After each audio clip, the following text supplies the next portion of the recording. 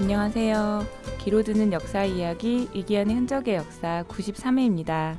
예, 안녕하세요. 예, 지난주에 그 올림픽 우리가 런던 올림픽 첫 출전했던 그 48년도 이야기를 했지 않습니까? 예. 이번 주도 뭐 지금 올림픽 철이고 뭐 우리가 뭐 별로 관심이 없다 그래도 막상 그 개막을 하고 뭐 금메달도 나오고 뭐 이런 또 피땀 흘리는 선수들의 어떤 그런 분투기 이런 것들을 하게 되면 아무래도 관심이 많이 가거든요. 예. 그래서 아마 한 보름 이상 한 20일 정도는 뭐 올림픽 이야기가 많이 이제 인구 회자될 것 같습니다.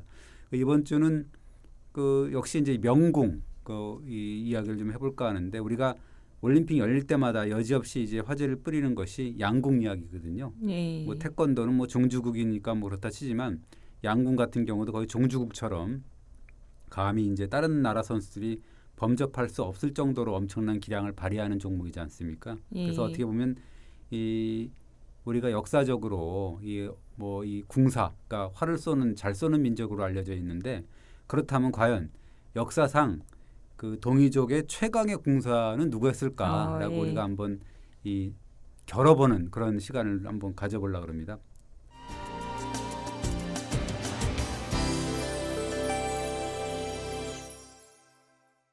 네, 한국 양궁 선수들 실력이 되게 훌륭하잖아요. 그래서 네. 뭐 신들린 궁사 뭐 이러면서 신궁이라고 이렇게 부르기도 하던데요. 예, 그렇습니다. 우리가 뭐 새로운 신자 뭐 신기록 이런 게 아니라 신의 기록이라고 해서 이제 신기록 이렇게 이제 신기한 뭐 신의 기록 이렇게 신기록이라는 표현도 쓰기도 하죠. 네, 이 양궁 종목에서는 사실 오죽하면은 올림픽 출전해서 뭐 성적을 내는 것보다 국내 선발전에서 뽑히기 어렵다 뭐 이런 말도 하더라고요. 예, 그렇습니다. 일단 뭐 올림픽 출전만 하면 메달은 뭐 확실하니까는요. 금메달이냐 은메달이냐 이런 차이는 있겠지만 그것도 이제 거의 반 이상은 금메달 가능성이 많기 때문에 그렇습니다. 이게 상식이 되었죠. 그래서 사실은 국제 양궁 연맹 이런 데서도 보면 한국 양궁이 너무 강하니까 이게 사실 양궁이라는 게 서양 양자 궁이잖아요. 그러니까 서양식 예. 궁도거든요. 너무 강하니까 그럼에도 불구하고 강하니까 이제 경기 룰을 계속 바꿨습니다. 그래서 변수를 만들고 견제하고 막 이랬는데도 아무리 바꿔도 이제 한국 선수들이 금방 적응하고 막 그러니까 별 수가 없었던 거죠.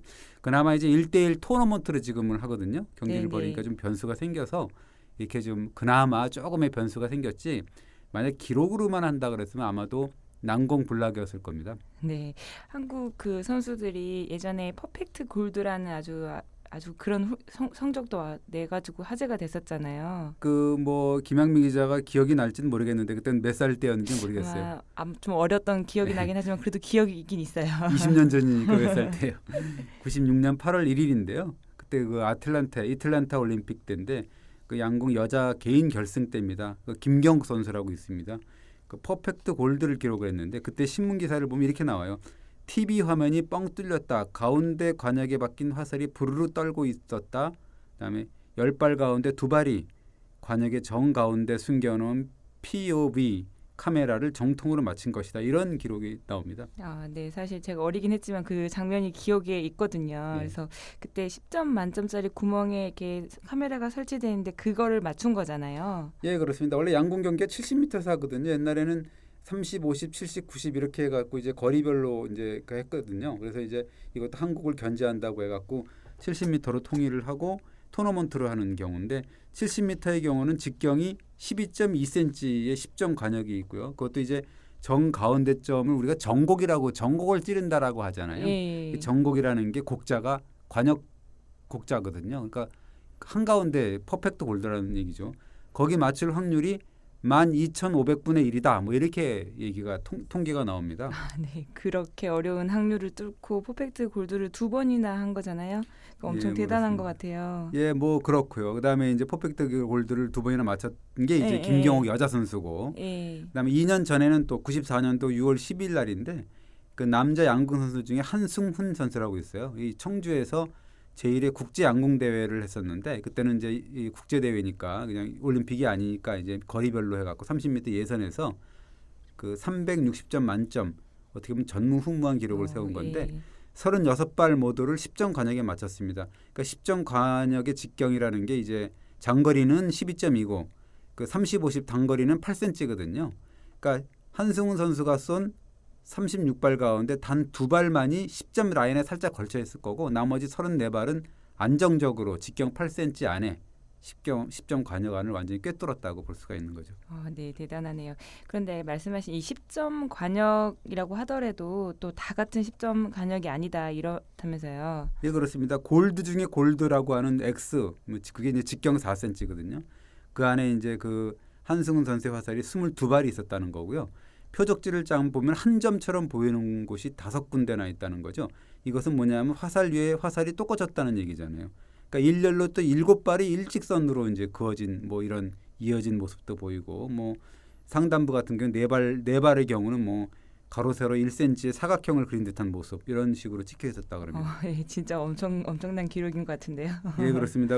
이 사진을 제가 그 관역 사진을 블로그에 올려놨는데 그 보시면 뭐 엄청난 기록이라고 나오는데 이게 이제 양궁 역사상 100년 만에 처음 이 보는 진기한 광경이었다는 거죠. 그래서 이제 세계 양궁 관계자들이 기립박수를 쳤다 이렇게 이제 기록에 나옵니다.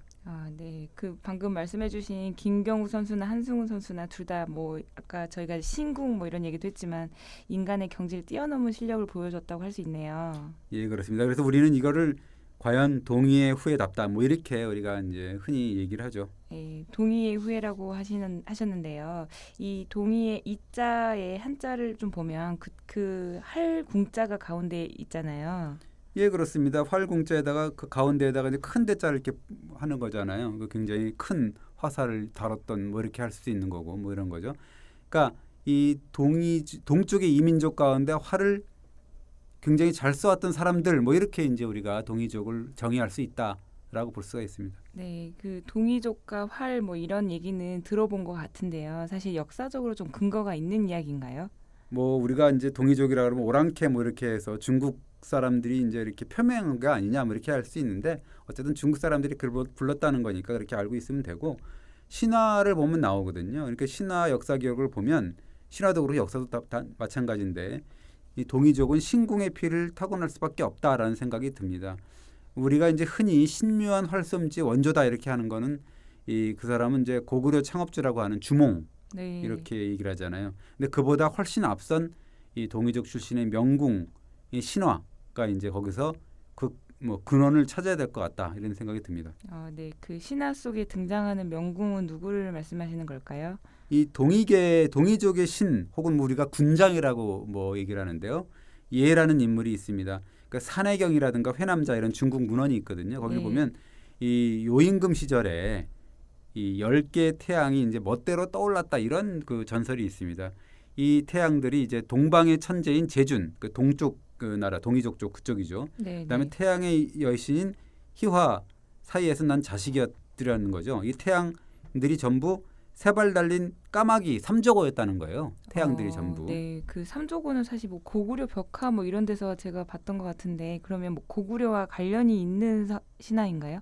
예, 뭐 그렇습니다. 역시 이제 그 태양 10개가 한꺼번에 떠올랐다는 거죠. 그 태양 자체가 이제 아까 얘기했던 삼조고라는 거죠. 예. 그래서 이제 태양이 10개가 떠오르면 얼마나 덥겠습니까? 뜨겁겠네요. 예, 엄청. 산천초목이 다 타기 시작했죠. 그러니까 이제 요임금이 이 동방의 그 신인 제준한테 도움을 청했다는 거죠. 그 제준은 또 이 같은 동방의 명궁인 예를 너 지상 세계에 나가서 좀 해결 좀 해라라고 명령을 내렸다 그럽니다. 그러면 예라는 그 명궁이 와가지고 이게 뭔가 실력을 발휘한 건가요? 예, 그렇습니다. 뭐 특유의 활솜씨로 이제 태양을 하나하나 이제 명중을 시켰다는 거죠. 그러니까 떨어질 때마다 태양이 이 세 발 달린 까마귀로 변했다는 거죠. 그래서 이제 얘라는 분이 9개의 태양을 다 떨어뜨리고 난 다음에 이제 활쏘기를 멈췄다는 거죠. 그래서 딱 하나 남은 태양, 그것이 이제 비로소 정상 운행을 함으로써 그러면서 이제 지상 세계를 비춘다 뭐 이런 얘기죠. 네. 그러면 이제 그 태양의 그 10개 중에 9개를 다 맞추고 나서는 그 예라는 명궁의 임무는 다 끝난 거였나요? 원래는 뭐 그 전설을 보면은 그 하나까지 맞추려 그러다가 뭐 또 미움을 받고 뭐 이런 과정이 있습니다. 어쨌든 그건 이제 또 다른 얘기이기 때문에 그 뭐 멈추지 않았다는 건데 얘가 그래서 이제 뭐 그렇게 해서 어쨌든 9개를 떨어뜨리고 난 다음에 또 다른 임무가 있는 뭐냐면 그 뭐 굉장히 그 괴물이 있었는데 어린아이 울음을 하면서 어린아이 울음을 하면은 왜 좀 이렇게 상대방이 이렇게 좀 불쌍하게 생각을 하고 그래서 이제 상대방을 현혹시킨 다음에 잡아먹는 괴물이 있었답니다. 알류라고 하는 그 괴물인데 이 괴물을 또 화살로 처치를 하고 그 다음에 이제 뭐 끌처럼 날카로운 이빨을 2m나 갖고 있는 착치라는 또 이 괴물이 있었는데 그걸 또 사살을 하고 그다음에 이제 9개의 머리로 불을 뿜어내는 구영이라는 그런 괴물을 또 9발의 화살로 또 죽였다는 거고, 그다음에 뭐 사나운 괴조, 그러니까 아주 괴이한 세조, 대풍, 그다음에 코끼리까지 삼킨다는 구렁이, 파사, 뭐 거대한 멧돼지, 봉이, 뭐 이런 아주 괴물들을 모조리 활로 다 쓰러뜨렸다, 이런 기록이 있습니다. 예, 그러면 얘가 쏜 화살들이 사실은 인간 세상을 되게 괴롭히는 그런 것들을 없앤 거니까 인간 세상을 구한 뭐 최종 병기 뭐 이런 게 아니었나 싶은데요. 그 예 신화를 보면 이제 그리스 로마 신의 대표 영웅이죠. 그 헤라클레스를 좀 닮았다, 이렇게 볼 수가 있습니다. 네, 사실 얘라는 명궁 얘기를 하셨는데요. 사실 우리가 가장 잘 아는 건 역시 주몽이 아닌가 싶은데요. 예라는 분은 이제 그 동양 신화에 나오는 신화적 인물이고요. 예. 그 주몽은 또 역사적 인물이지 않습니까? 네, 뭐 네. 그래서 어떻게 보면 더 팩트에 가깝다, 이렇게 볼 수가 있는 거죠. 네, 주몽에 대해서는 뭐 삼국사기나 이런 역사서의 기록으로 남아 있으니까 좀 그런 것 같아요. 예, 그렇습니다. 이게 이제 기록으로 보면은 예보다 2,500년 정도 후에 태어났다고 볼 수가 있는데, 주몽 역시 예를 닮은 명궁이었다, 이렇게 볼 수가 있는 건데, 삼국사기 동명왕조를 보면 부여의 속어에 활을 잘 쏘는 사람을 가리켜 주몽이라 했다라고 이제 기록이 나와 있어요. 네. 그러면 주몽이란 이름 자체가 사실 부여에서는 활을 잘 쏘는 사람 뭐 이런 거를 이제 대신해서 부르는 그런 말이었다는 얘기잖아요. 예, 그렇습니다. 주몽의 경우는 이제 7살 때부터 활과 화살을 스스로 만들었다는 거고, 백발백중의 명궁이었다, 이거죠. 그래서 이제 주몽이라는 별명을 얻었겠죠. 네. 그럼 얼마나 활을 잘 쐈기에 그런 이름을 얻었을까요? 아주 그 전설 같은 이야기가 있습니다. 물론 이건 나중에 약간의 그 윤색을 했겠죠. 과장을 좀 섞었겠지만, 주몽이 22살 되었을 때 졸본천에서 나라를 세웠다, 이렇게 얘기가 나오잖아요. 그래서 이제 나라를 세운 다음에 영토를 넓혀야 되잖아요. 그래서 비류국의 국경을 넘는 거죠. 그러면서 이제 삼국사기를 보면은 사냥을 하다가 국경을 넘었다, 이렇게 기록이 나오는데, 아마도 영토 확장을 위해서 주변 그 땅을 도발했다, 이렇게 볼 수가 있는 거죠. 네, 이렇게 땅을 넓히기 위해서 이제 사실 주몽으로서는 그 순간이 엄청 중요했을 것 같아요. 이 당시 비류국 왕이 송양이라는 인물이었는데요. 만만치 않았다 그럽니다.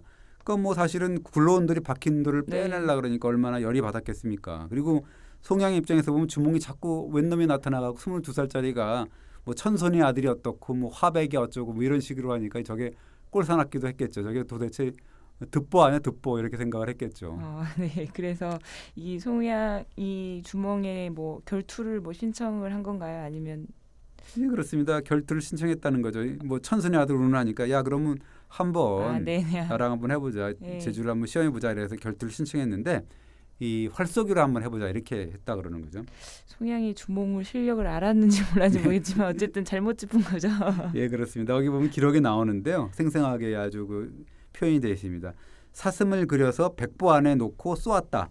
송양은 화살이 사슴의 배꼽에 들어가지도 못했는데도 힘에 좀 버거워했다, 이렇게 나오고, 하지만 주몽은 옥으로 만든 반지, 이걸 옥지환이라고 하거든요. 네. 백보 앞에 두고 쏘았는데 화살을 맞은 옥지환이 기와 깨지듯이 부서졌다, 이렇게 기록이 나와 있습니다. 네, 실력 차이가 극명하네요.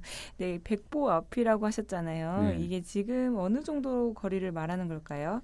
이 보가 만약에 이제 사람의 보폭이라 그러면 백보는 70m 정도 되겠죠. 우리가 보폭을 보통 70m라고 우리가 네. 센치라고 네. 센티미터라고 하잖아요. 네네. 그러니까 어떻게 보면 요즘의 양궁 경기 거리 70m와 비슷하지 않을까, 뭐 이렇게 생각이 되는 거죠. 네, 그렇네요. 그러면 당시 주몽은 70m 앞에서 옥반지를 맞췄다는 얘기잖아요. 그 1996년에 김경욱 선수가 70m 거리에서 퍼펙트 골드를 2번이나 했다는 거잖아요. 네, 그렇죠, 그렇죠. 그러니까 어떻게 보면 김경욱이나 주몽이나 하여튼 주몽이나 대단한 사람들이다라고 볼 수가 있는 거죠. 네. 근데 이 보라는 게 사실 뭐 보폭일 수도 있는데 거리의 단위로도 뭐 해석할 수 있다면서요. 예, 조선의 그 경국대전이나 문헌비고 등에 나오는데요. 일보가 요즘 거리로 따지면 120cm 정도 된다는 거거든요. 그러니까 만약 이게 맞다면 백보라 그러면 무려 120m라는 얘기가 되는 거죠. 그러면 120m에서 옥반지를 맞춘 거니까 엄청 더 대단한 거잖아요. 그렇죠. 이게 120m에서 지름이 뭐 옥반지라 그래봐야 지름이 한 3cm 정도도 안 됐을 거니까 눈에 보이지도 않았을 거 아닙니까. 근데 그 거리에서 옥반지를 산산조각 냈다 그러면 그 주몽의 활솜씨는 뭐 신묘의 경지에 이르렀다고 볼 수가 있습니다. 네, 사실 이제 주몽뿐만 아니라 고구려 사람들 뭐 활쏘기 엄청 능력자다 이런 얘기 많이 하잖아요. 예, 뭐 삼국사기 온달전을 보면 이런 내용이 나옵니다. 고구려에서는 봄철 3월 3일이면 낭낭의 언덕에 온 나라 사람들이 모여 사냥을 하고 그날 잡은 산돼지 사슴으로 하늘과 산천의 신에게 제사를 지낸다. 그날은 임금이 나가 사냥을 하고 여러 신하들과 오부의 병사들이 모두 따라 나섰다. 뭐 이런 기사가 나와 있어요. 네, 그 온달 장군은 진짜 친숙하잖아요. 근데 네. 대단한 분이죠. 예, 그렇습니다. 고구려 평원왕 시절이니까 평원왕이라 그러면 제위가 559년에서 590년 6세기 말이죠. 거기 보면 이제 평강공주를 부인으로 얻었잖아요. 온달 예. 장군이. 그래서 말을 타고 사냥대에 나가서 남보다 앞서서 포획하는 짐승이 많아서 그 온달을 따를 사람이 없었다라는 기록이 나오거든요. 네, 저희가 이제 학교에서 배울 때 고구려 벽화를 보면 그 뭐 달리는 말 위에서 막 활을 쏘면서 짐승을 잡는 이런 고구려 사람들 모습이 나오잖아요. 예, 고구려 고분, 벽화 고분에 등장하는 뭐 사냥 장면이죠. 그러니까 무용청 벽화가 굉장히 유명하지 않습니까? 예. 그러니까 뭐 거기 보면 사냥 모습을 보면 이렇게 나오죠. 맨 위에 보면 무사가 몸을 돌려서 사슴을 쏘고 거기 보면 내닫는 말 위에서 보면 이제 몸을 또 거꾸로 반대 방향으로 돌려갖고 활을 쏘는 정말로 고난도의 기술을 선보이고 있거든요. 그리고 뭐 이 흰 말에 이거 화려한 복장을 갖춘 걸 보면 이제 어떻게 보면 왕이나 귀족이 분명한 것 같고 말을 타고 달려서 달아나는 호랑이를 쫓으면서 또 활을 쏘는 장면이 있는데 호랑이 보면 얼마나 쫓겼는지 입을 아주 크게 벌려갖고 지친 모습으로 벽화에 나오거든요. 네. 이 무용총 벽화를 지금 설명을 해주셨는데요. 네. 뭐 다른 벽화에서도 그런 것들이 나타나 있나요? 약수리 고분 뭐 집단 사냥 벽화도 대단한 그림인데요. 이 몰입꾼들이 짐승을 막 몰고 그다음에 여러 명의 사수들이 짐승을 잡는 모습인데요. 이 보면은 한 사람이 한 대의 화살로 노루 3마리의 목을 꿰뚫는 그런 장면이 있습니다. 그리고 그 어떤 사람은 등에 화살을 맞고 이 산으로 기어오른 또 범을 향해서 또 명적이 또 소리 화살이거든요. 소리를 내는 화살입니다. 그건 뭐 침이 있거나 뭐 이렇게 뭐 이게 있는 네. 게 아니라 그걸 겨눈 채 쫓아가는 장면이 있습니다. 네, 근데 그 화살 하나로 노루 3마리의 목을 뚫었다 그러잖아요. 예. 사실 뭐 엄청 그 벽화에 나오는 인물도 신궁 수준인 것 네, 같은데요. 그렇습니다. 하여튼 뭐 장천 1호분이라든가 덕흥리 무덤 이런 걸 봐도 범이나 멧돼지, 곰 이런 것들을 이제 활로 쏘는 장면이 나오는데 무사들의 화살이 뭐 도망가는 동물을 쓰러뜨리고 그다음에 이제 궁수들이 쓰러지는 그 사냥감을 또 이게 쳐다보고 있는 장면 이런 것들이 뭐 부지기수로 나옵니다.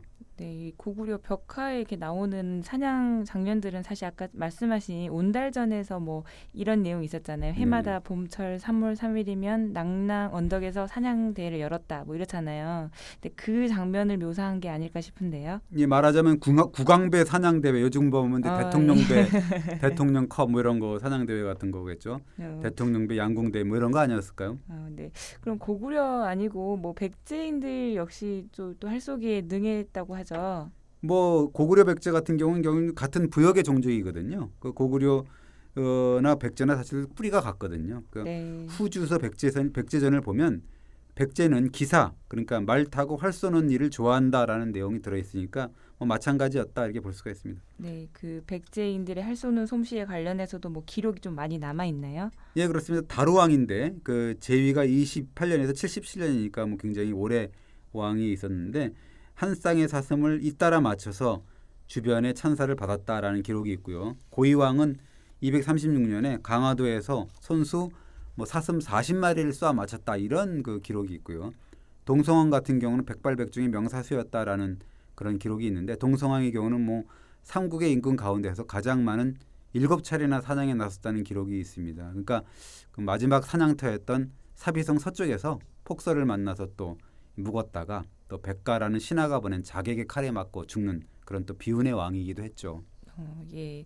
그러면 이제 남은 신라인들은 어땠을까요? 신라인들도 마찬가지였습니다. 뭐 수서나 구당서나 신당서를 보면 해마다 한가위 잔치 때 임금의 주관으로 이 관인들, 그 지금 따지면 공무원들이죠. 헐쏘기를 겨뤄서 말과 배라는 게 이제 삼배를 얘기하는 거죠. 네, 상을 받았다라는 기록이 있습니다. 그럼 아까 말씀하신 대로 신라도 뭐 추석이면 국왕배 공무원 궁도대회 뭐 이런 거 있잖아요. 국왕배 이런 대회를 개최했던 거네요. 예, 그렇습니다. 국왕배 하여튼 공무원 대회라는 거겠죠. 그 원성왕조를 보면 삼국사기 보면은요.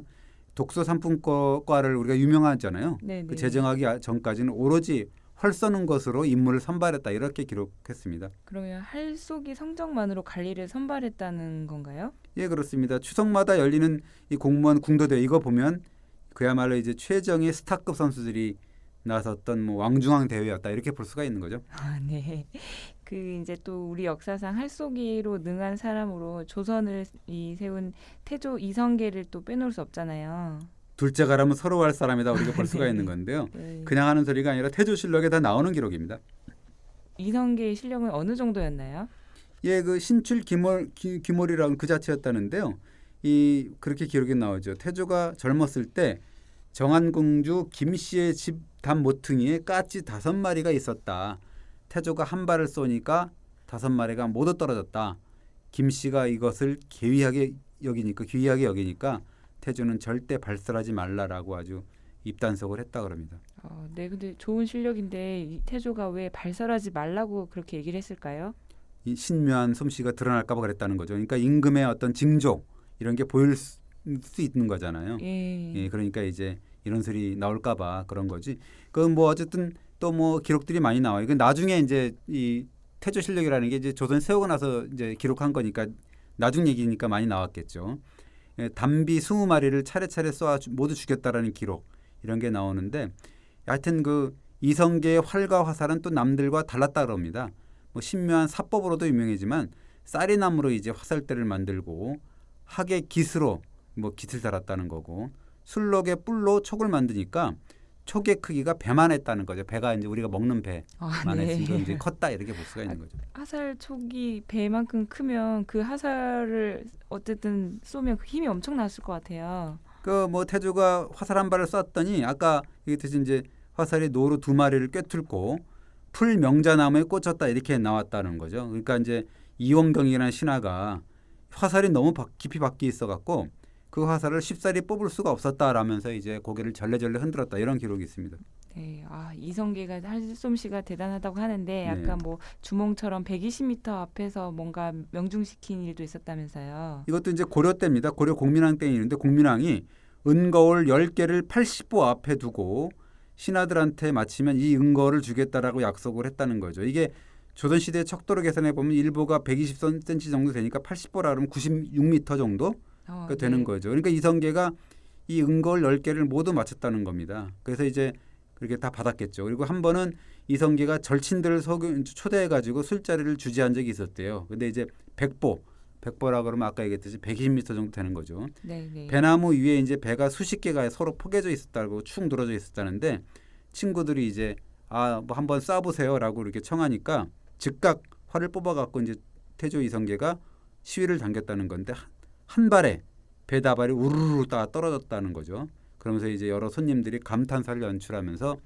건배를 했다 이런 기록이 나옵니다. 네, 뭐 기록이긴 한데 거의 뭐 전설적인 신궁의 어떤 그런 내용인 것 같아요. 예, 그렇습니다. 이게 보면은 기록이 너무 많습니다. 원나라 때 이제 마찬가지인데 고려 말이겠죠, 이것도. 벼슬길에 올랐던 황상이라는 인물이 있습니다. 네. 이 황상이라는 사람은 원나라 황제인 순제도 굉장히 감탄할 정도로 명궁이었는데 이 공민왕하고 고려 공민왕하고 신료들이 관역을 150보 앞에 두고 이 황상하고 이 이성계 두 사람이 한번 겨뤄보라라고 권했다 그럽니다. 그러니까 150보 바뀌면 거리로 따지면 지금부터 한 180m 정도 예. 까마득한 거죠. 그러니까 황상 자체도 이제 굉장히 명궁이었는데 연달아 한 50발을 마친 다음에는 이제 힘이 빠져갖고 이제 번번이 화살이 관역을 빗나갔는데 이성계의 화살은 백발백중이었다는 거죠. 끝까지. 그래서 이제 공민왕이 그런 이성계를 두고 정말 비상한 사람이구나라고 이제 혀를 내둘렀다 이렇게 기록이 나옵니다. 이 이성계 활쏘기에 관한 그 역사 얘기를 해주셨는데 네. 그 들어보면 아까 말씀하신 고구려 주몽의 사례랑 좀 막 비슷한 기록들 같아요. 예, 그러게 말입니다. 이거 고려 우왕 때도 이제 비슷한 일이 있었다는데 이 우왕이 사냥터에서 무신들을 대상으로 활쏘기 대회를 열었는데 그 60m 거리, 50보 거리를 두고 주발 크기로 큰 관역을 만들고 그 가운데 이제 은으로 된 작은 관역을 만들어 복판에 붙였다는 거죠. 그 작은 관역은 사실 지금 10점 그 관역 안에 퍼펙트 골드라는 또 작은 그 관역을 말하는 거잖아요. 예, 그 X 관역 직경이 한 2치, 그러니까 6cm 정도 됐다는 거거든요. 그러니까 이성계가 그 X 관역, 그러니까 6cm 정도 관역에 화살을 명주시켰다 이런 기록이 나오는데 이 이성계의 활쏘기가 촛불을 밝힐 때까지 계속됐고 우왕은 이성계한테 말 3필을 하사했다는 거. 말 3필이라는 거는 지금으로 따지면 세단 승용차 3대를 선물로 줬다라고 볼 수가 있습니다. 말이라는 건 굉장히 중요하잖아요. 아, 그때만 네. 해도. 그렇게 비유해 주시니까 더 네. 와닿는데요. 어쨌든 태조 이성계가 퍼펙트 골드를 정확하게 맞췄다라는 기록이잖아요. 예, 그렇습니다. 1384년에 우왕과 함께 이제 사냥을 나섰는데 이성계가 이랬다 그럽니다. 오늘은 짐승을 쏠 때 등골을 맞출 겁니다라고 이제 약속을 했다는 거죠. 원래 이성계가 평소에는 그 안시골이라 그래서 오른쪽 안시골이라 그래서 날개뼈를 맞췄다는 거거든요. 이날만큼은 등골을 쏘겠다라고 미리 예약을 했다는 거죠. 네. 근데 정확하게 등골을 맞췄나요? 예, 뭐 그 예약을 했다는 예약 전송을 한 거죠. 그러니까 예. 40마리를 쏘았는데 모두 등골을 명중시켜서 주변 사람들이 신묘한 그 사법에 탐복을 했다 그럽니다. 네. 엄청난 실력인데 사냥에서야 뭐 그렇다 할 수 있는데 사실 이제 실전에서 정말로 활쏘기가 그 실력을 발휘했을지가 좀 궁금한데요. 이성계는 실전에서는 어땠나요?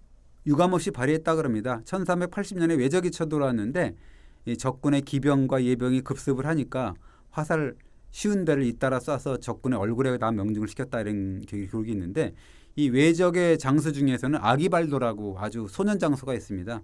15, 16살에 불과한 아기 장수인데 소년 장수인데 이 갑옷과 투구를 뭐 이렇게 목과 얼굴에 감싸갖고 틈이 도무지 없었다는 건데 굉장히 용맹했다는 거거든요. 네. 아기말도라는 그 인물은 좀 어디서 들어본 것 같은 인물인 것 같아요. 예, 엄청 뭐 용맹한 소년 장수라고 나옵니다. 그래서 이성계가 그랬다는 거죠. 내가 저자의 투구의 정자, 그러니까 꼭지를 쏘겠다라고 예약을 했다는 거죠. 그러니까 한 채 실수도 없이 두 발을 딱 그 투구의 정자, 꼭지를 맞췄다는 거죠. 그러니까 투구가 떨어졌을 거 아니에요. 그러니까 네네. 투구가 떨어지니까 틈이 생겼을 거 아닙니까? 그때는 이제 이성계의 부하인 이지란이라는 사람이 아기발도를 쏘았다는 거죠. 그러니까 아기발도가 넘어졌을 거 아닙니까? 그때 예. 이제 적군의 기세는 무너지고 말아서 이제 이겼다는 거죠. 네. 예약 전송이 성공한 네. 사례인데 그 이성계 이야기만 해도 진짜 시간이 엄청 빨리 갈 정도로 엄청 많네요, 내용이. 예, 그렇습니다. 그만큼 이제 신묘한 활솜씨를 자랑했다는 건데 이 1385년에 보면 외구 침략으로 해서 위기를 굉장히 빠져갖고 사기가 크게 떨어졌다는 거죠. 그런데 이성계가 출정을 자철했답니다. 왜냐하면 이제 떨어진 사기를 회복하는 게 이제 시급했을 거 아니에요. 그러면 이 할솜씨로 뭔가 사기를 높이겠다라는 그런 구상을 가지고 간 걸까요? 이 사기가 이제 막 뚝 떨어져 있고 이렇게 싸울 기미가 안 보이니까 그래서 어떻게 했냐면 진중에 70보 거리에 떨어져 있는 소나무를 딱 보고서 군사들한테 이렇게 얘기를 했다는 겁니다. 내가 저 소나무의 몇 번째 가지에 몇 번째 솔방울을 쏠 거다. 너희들은 잘 봐라. 그러고 화살을 7번 쐈는데 7번 모두 명중시켰다는 거죠. 그러니까 군사들이 와 하면서 이제 발을 고르고 춤을 추면서 환호를 했다 이렇게 되면서 이 전투가 이제 굉장히 폐색이 짙었다가 사기를 높여갖고 승리를 거뒀다 이렇게 이제 기록에 나옵니다. 그러면 아까 말씀하신 일본의 소년 장수 아기발도를 이제 이성계가 투구를 이제 쏘아가지고 그 다음에 이지란이라는 옆에 있던 인물이 또 명중시켰다고 하셨잖아요. 네. 그러면 이지란이라는 사람도 명군이었나요? 예, 그렇습니다. 이지란이라는 사람이 원래 그 여진족이거든요. 그 원래 이름은 퉁두란인데 이 고민왕 때 고려에 투항해갖고 이 북청에 이제 거주하면서 그 이성계 휘하에 들어갔다 그래서 뭐 형님하고 했죠. 그래서 그 이 사슴을 사냥하는 이지란의 화살 솜씨에 아주 그냥 태조 이성계가 놀라갖고 최측근으로 삼아서 이제 동생으로 삼은 거죠. 네. 그럼 두 사람 뭐 할솜씨는 거의 비슷했던 건가요? 둘이 이제 장난도 많이 쳤다는 거죠. 그러니까 어느 날 이성계가 지나가던 여인 이제 이고 있는 물 항아리가 있었다는데요. 그걸 쏘고 예. 맞췄다는 거예요. 그러니까 이제 이지란이 진흙 탄환을 쏴갖고 그 구멍을 또 막았다는 거죠. 그러니까 이성계가 뚫으면 이지란이 가서 구멍을 막았다 이런 그러니까 어떻게 보면 도가 지나친 장난인데 둘이 아주 그 활솜씨가 대단했다는 걸 이제 보여주는 겁니다. 네. 그다음에 이제 조선의 태종 이방원의 할솜씨도 뭐 좋았다라고 기록에 나와 있다면서요. 예, 그 외고 침입했을 때 그 태종 이방원이 그 화살로 적군 20여 명을 사살했다 이렇게 나오고 세조도 16살 때 이제 사슴과 노루를 수십 마리 사냥했다 이렇게 나오는데 실록을 보면 바람에 짐승의 털과 피가 날려서 옷을 붉게 물들였다 이렇게 이제 기록이 나옵니다. 한 개의 화살로 6마리를 죽인 게 3번이고 5마리를 죽인 게 뭐 한 5번 정도 됐다는 거니까 뭐 세조 역시도 대단한 실력이었다 볼 수가 있는 거죠. 네, 뭐 태조나 태종이나 그리고 세조 같은 이 인물들이 지금 엄청 그 활을 잘 쏘는 기록이 남아 있는데 네. 사실 뭐 나라를 세웠거나 뭐 혁명이나 정난을 주도한 이런 격변의 지도자일수록 좀 활솜씨가 대단하다 뭐 이런 공통점이 있는 것 같아요. 어떻게 보면 이제 그 역성혁명을 하거나 그다음에 이제 혁명 이렇게 뭐 쿠데타 혹은 뭐 정난 이런 게 올린 사람들이 사실 어떻게 보면 정통성은 약간 문제가 있잖아요. 그러니까 문제가 있기 때문에 이게 이제 나는 지존의 자리에 올 수밖에 없는 비범한 재주를 갖고 있다. 네. 비범한 지도자다라는 거를 받고 싶었던 거죠. 그렇게 하면 이제 우리가 감히 범접할 수 없는 이적 그러니까 아주 신비로운 힘 그런 기록들을 남겨야 되잖아요. 그래서 이제 보여줬다 이렇게 볼 수가 있는 건데 어떻게 보면 예전에는 사냥이 곧 군사훈련이기도 했고요. 그냥 사냥터에서 잡은 짐승 같은 경우는 어떻게 보면 또 제사에 쓸 제물이기도 했거든요. 그러니까 임금이 그 사냥 그걸 아주 특출난 재능을 보인 거는 굉장히 지도자의 덕목이었다 이렇게 볼 수밖에 없는 거죠. 네, 그래서 뭐 역사 기록이긴 하지만 그래서 조금 실력을 좀 과장해서 쓴 느낌도 좀 나긴 나는 것 같아요. 예, 그럴 수 있습니다. 뭐 좀 과장도 하고 또 전설을 만들어가고 뭐 이런 권위를 내세우고 그러는 거잖아요. 범접할 수 없는 권위를 내세우는 거니까. 그러니까 어떻게 보면 근데 이제 기록이 남아 있는 거고 또 과장은 좀 있어도 어느 정도는 사실이겠죠. 우리가 네. 이 김경옥 한승훈 신뢰가 있지 않습니까? 네, 이게 네. 나중에 수백 년이 지나갔고 퍼펙트 골드를 김경옥 선수가 2번이나 맞췄다 그러고 한승훈 선수가 360점 관영을 만점을 기록했다라는 사실 또 안 믿을 수가 있잖아요. 네, 그러니까 어떻게 보면 그게 이제 기록에 남아 있는 거고 기록으로 했지만 그게 어떻게 보면 전설적인 기록이지 않습니까? 그게 때로는 전설 같은 사실도 있는 거죠. 네, 뭐 사실 과장된 측면이 있다고 하더라도 주몽이나 이성계 같은 사람들은 사실 이제 전쟁터에서 이렇게 아주 활약한 사람들이니까 활솜씨는 뭐 보장돼 있었다 이렇게 생각할 수 있을 것 같아요. 예, 그렇습니다. 뭐 약간의 그 초는 있었겠죠. 약간의 네. 그 윤색은하고 이게 약간 조미료도 좀 치고 MSG 좀 치고 그랬겠죠. 네. 근데 어쨌든 지나친 과정은 아니었을 것이다. 그러니까 우리가 이제 고구려 벽화에 나온 어떻게 보면 고난도의 활솜씨를 한번 기억을 해보면 네. 대단한 활솜씨 그다음에 활 자세 이런 걸 보면 대단하잖아요. 그러니까 어쨌든 그런 그 기억을 하면 우리 그 이 민족이라는 표현도 좀 그렇긴 하지만 어쨌든 이 굉장히 대단한 활솜씨를 갖고 있구나라는 생각을 하는데 그러니까 리우 올림픽에서도 어떻게 보면 이제 우리 선수들의 활솜씨를 한번 감상을 하고 그러니까 성적이 뭐 물론 뭐 안 날 수도 있겠지만 이 아마 금메달을 따고 그러면 뭐 이런 전통이 있구나라는 걸 한번 네. 기억해 주시고 이 응원을 해 주시기 바랍니다. 이번 주 여기까지 하겠습니다. 예, 감사합니다. 예, 고맙습니다.